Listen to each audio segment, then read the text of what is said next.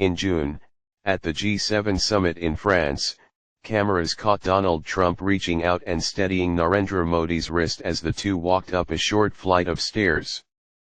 The clip went viral within hours.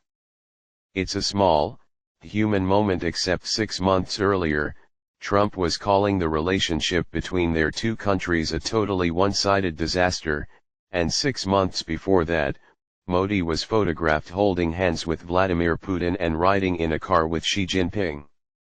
So which is it? Are these two leaders friends, rivals, or just very good actors? This is macro signal.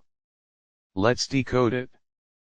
To understand where this relationship is now, you have to start with how loud it used to be. In September of 2019, Modi and Trump appeared together at a rally in Houston, Texas, called Howdy Modi.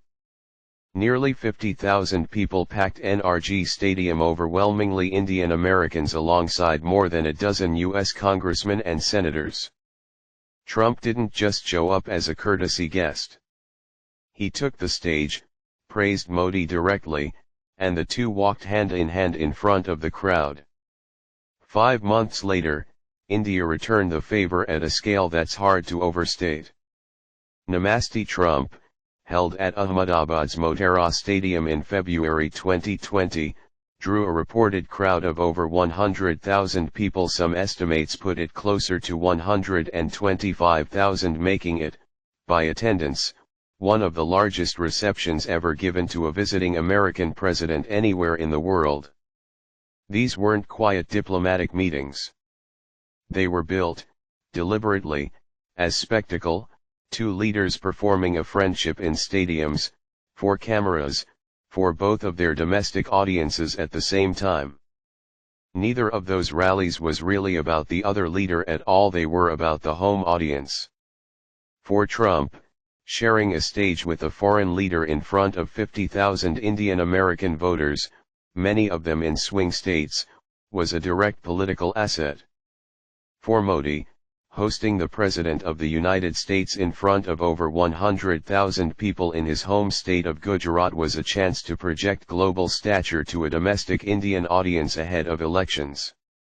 Both events were expensive, both were meticulously staged, and both delivered exactly what each leader needed at home. That's worth remembering for everything that comes after. Even at its warmest, this relationship has always run through each leader's domestic politics first. Fast forward to 2025, and that warmth curdled fast. By September, Trump was publicly calling India the tariff king and describing the trade relationship as a totally one-sided disaster. This after imposing a 50% tariff on Indian goods just weeks earlier, partly as punishment for India's continued purchases of discounted Russian oil. And then Modi did something that, from Washington's point of view, looked like a direct response. He flew to Tianjin, China, for the Shanghai Cooperation Organization summit, his first visit to China in 7 years. Photos from the summit showed Modi in a car with Xi Jinping, and standing beside Vladimir Putin, at a gathering explicitly framed as a counterweight to Western influence. One American analyst described Trump's reaction bluntly: it looked like the U.S. had pushed one of its most important strategic partners straight toward its two biggest rivals. For a few months, the friendship that had filled two stadiums looked like it might genuinely be over. It wasn't. By February, Trump and Modi announced a trade agreement that cut the tariff rate from 50% down to 18%. In exchange for India stepping back from Russian oil purchases. And by June, at the G7 summit, they were back to warm, physical, camera-ready gestures. The wrist-steadying moment on the stairs, widely shared as a heartwarming, almost fatherly gesture between two world leaders. The emotional arc, compressed into less than a year, went, stadium bromance, to public insult, to geopolitical hedge, to trade deal, to warm handshake again. That is an unusually fast cycle for two heads of state, even by the standards of modern politics. It's not just the official moments, either. At various points, clips of Trump doing an impression of Modi's voice and mannerisms have gone viral on their own, treated by some as an affectionate, almost comedic nod to the relationship, and by others as exactly the kind of thing that would look completely different if the two men weren't already on good terms. That's the thing about personal chemistry between heads of state. The exact same gesture reads as warm affection when the underlying relationship is stable, and as an insult the moment it isn't. The behavior didn't change. The politics around it did.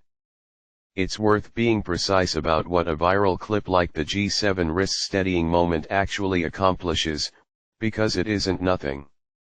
These moments get clipped, shared, and reposted by outlets and accounts on every side of the relationship within hours, and they set the emotional tone that ordinary people and financial markets read the relationship through.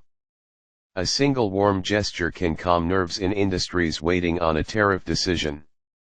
A single cold snub can spook a currency market. Leaders and their teams know this, which is exactly why these moments are rarely accidental. Even Trump's impression of Modi's voice and mannerisms, played half as comedy, functions as a signal. It says the relationship is relaxed enough to joke about, at a moment when both sides want that message heard. So here's the real question: did any of the bromance, the stadiums, the hand-holding, the wrist-steadying actually change what either government did? The honest answer is, probably less than it looks. Every major swing in this relationship over the past year lines up almost perfectly with hard economic and strategic interests, not personal warmth. The tariffs went up when India kept buying Russian oil. They came down when India agreed to stop. Modi went to China when the tariff pressure got expensive, not when he stopped liking Trump personally. And the reconciliation happened once both governments had something concrete to gain. India got its tariff rate cut, the US got a partner back inside the semiconductor and critical minerals tent it's building against China. The friendly optics are real, and they do smooth the path for negotiators and make the eventual deals easier to sell to the public back home. But they are the wrapping paper, not the gift.